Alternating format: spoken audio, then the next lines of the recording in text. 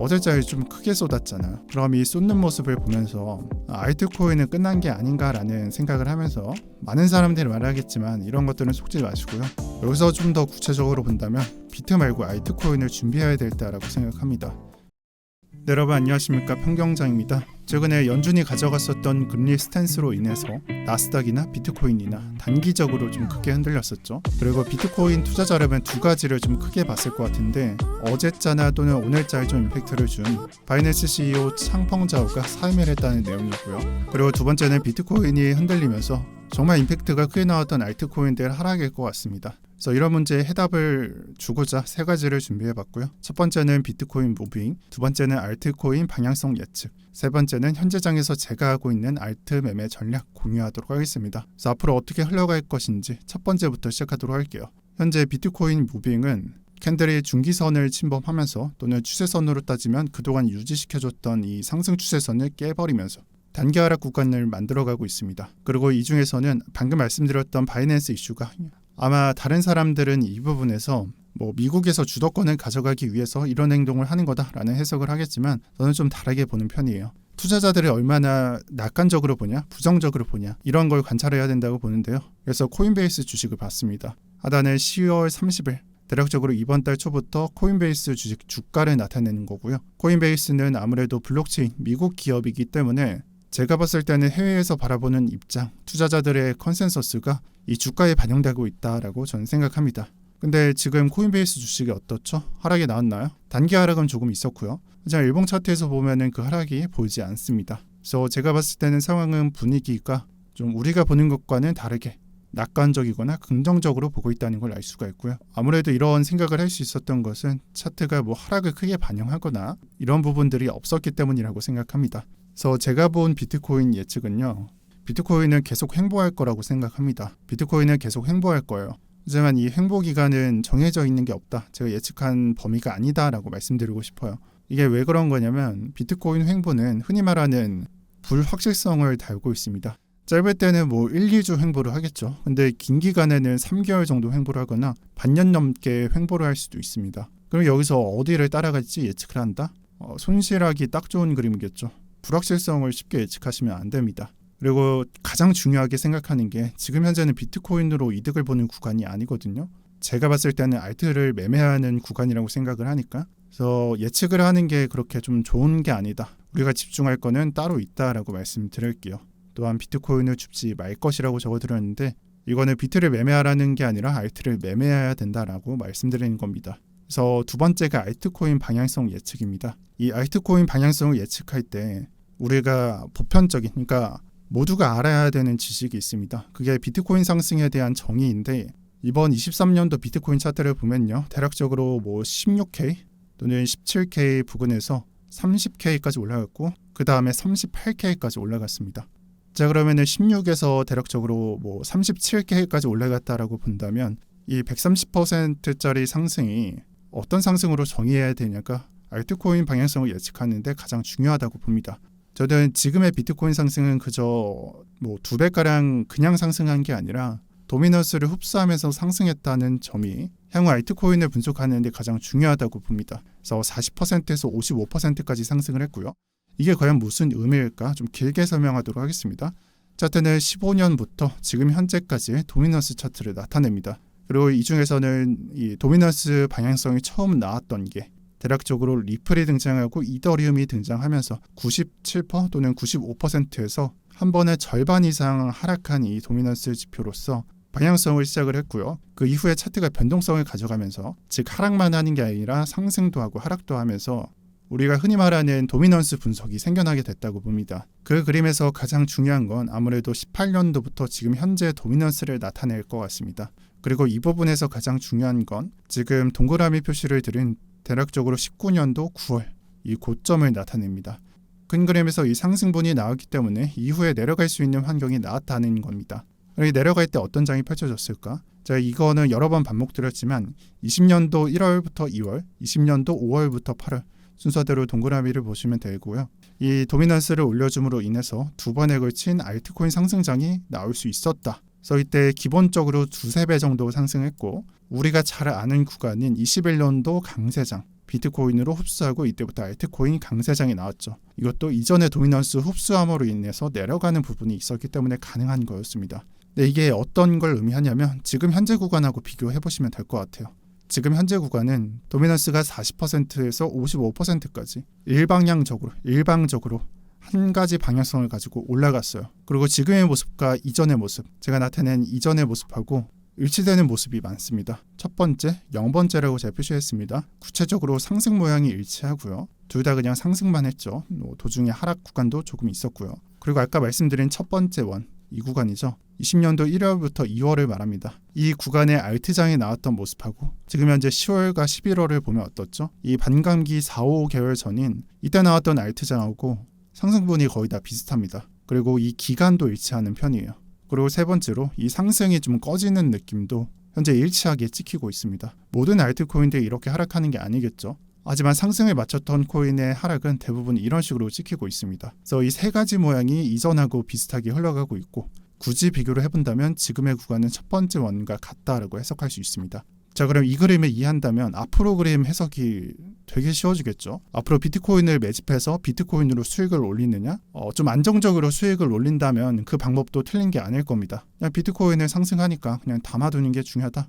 비트코인 매수해서 수익을 내면 좋겠죠. 근데 우리가 예측한 건 비트코인장이 아니라 알트코인장이잖아요. 그래서 영상 초반에 말씀드린 비트코인을 매집할 때가 아니라 알트코인을 매집해야 된다는 내용이 이 구간을 예측해서입니다. 즉 이 구간은 거의 정해져 있는 것과 다름없어요. 우리가 봤던 모습과 비슷하게 또는 동일하게 표출될 거니까 알트코인을 계속 매매하면 됩니다. 저는 앞으로 가져가는 전략에서 이 그림이 매우 중요하다고 생각하고요. 그리고 좀 한 가지 아쉬운 점만 말씀드리자면 가끔 보면은 좀 청개구리 같은 분들이 있거든요. 어제자 같은 것도 똑같죠. 지금은 잘 안 보이지만 어제자에 좀 크게 쏟았잖아요. 그럼 이 쏟는 모습을 보면서 알트코인은 끝난 게 아닌가라는 생각을 하면서 이 장에 치우치는 분들이 있을 거예요. 많은 사람들이 말하겠지만 이런 것들은 속지 마시고요. 여기서 좀 더 구체적으로 본다면 비트 말고 알트코인을 준비해야 될 때라고 생각합니다. 그리고 세 번째는 알트코인 어떤 테마, 어떤 종목, 어떤 식으로 들어갈 것인지 말씀드릴 텐데 그 전에 한 번 더 설명드릴게요. 요즘 보면 신규 시청자분들이 많아서 지금까지의 흐름을 잘 모르시는 분, 연역을 모르시는 분들이 있습니다. 그래서 신규 시청자분들을 위해서 1분 동안 간략하게 평경장 23년도 연역을 말씀드릴 테니까 어떤 걸 해왔던 사람인지 보시면 될 것 같습니다. 정확히 한 달 전에 알트장을 준비하라 했었고요. 장은 여러분들이 보시는 그대로입니다. 여기서 제가 가스에 들어가라 이런 종목을 선택한 건 아니에요. 저는 모든 코인이 상승을 한다고 봤었고요. 구체적으로 보자면 아크 같은 좀 눈에 보이는 종목들이 있었죠. 현재 아크 가격하고 비교를 해보면은 얼마나 상승했는지 알 수 있을 겁니다. 그리고 알트코인이 상승하기 전에 어떤 게 있었죠? 비트코인 상승이었죠. 비트코인이 대략적으로 한 30K를 건들고 있을 때 상승폭과 하락폭이 좀 크게 나왔습니다. 그래서 사람들은 상승을 본다, 좀 낙관적으로 보는 사람도 있었지만 대부분은 앞으로 엘리어트 파동을 체크하면서 떨어진다라고 보는 사람도 있었습니다.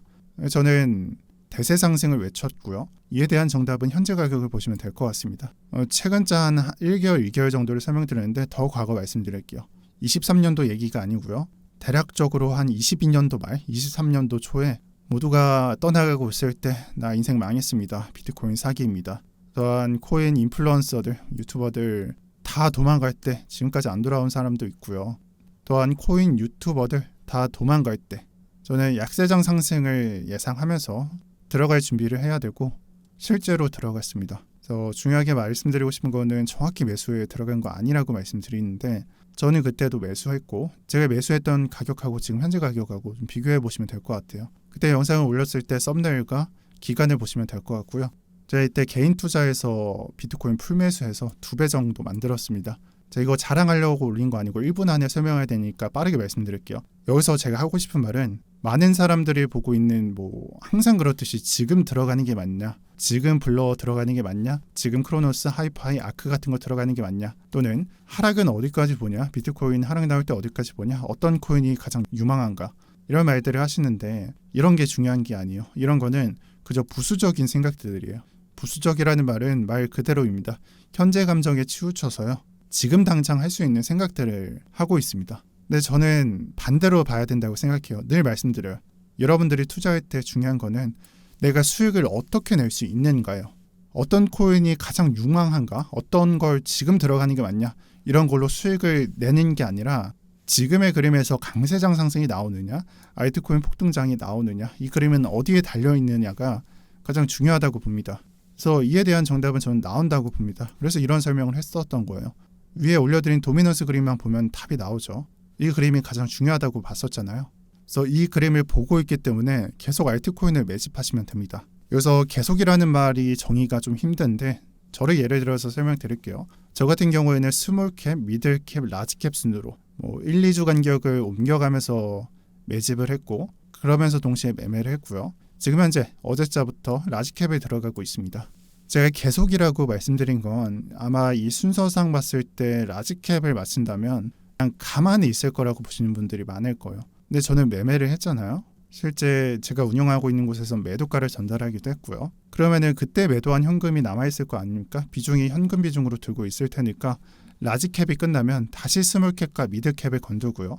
여기가 끝나면은 다시 라지캡으로 옮겨갑니다. 그래서 계속이라는 표현이 붙습니다. 그런 식으로 사이클을 돌려 나갈 거고요. 이때도 좀 자세하게 본다면 스몰캡과 미드캡을 매수했다면 그 코인이 2배 오를 때도 있고 아니면 더 이상 오를 때도 있는데 매도를 전혀 안 하는 건 아닙니다. 절반 남을 거 아닙니까? 그러면 그 다음에 활용하는 편이에요. 그럼 계속 굴리다 보면 내가 결국에 예를 들어서 5% 매집했을 때 굴리다 보면 어떤 코인은 1, 2% 남고 이런 코인이 쌓여서 비중이 다 쌓일 거 아닙니까? 그리고 그 코인 비중은 평단가가 매우 낮을 거고요. 그런 식으로 비중을 늘려간다는 겁니다. 그리고 이 행위는 충분하다라는 생각이 들 때까지 계속 반복됩니다. 제가 가져가고 있는 알트코인 매매 전략이 처음부터 끝까지 여기에 달려 있습니다. 제가 가져가고 있는 알트코인 매매 전략은 이 이상 이 이하도 아니다라고 말씀드립니다. 네, 영상 마치면서 한 가지 더 말씀드릴게요.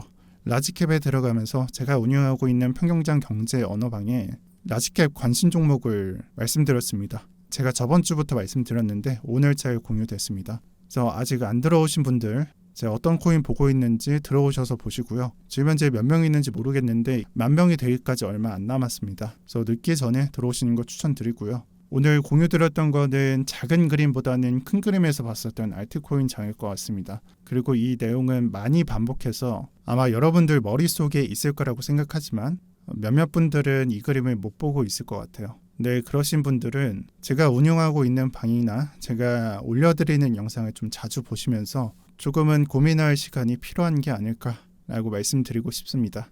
네, 오늘 영상 마치도록 할게요. 이상 평경장이었고요. 시청해주셔서 감사합니다.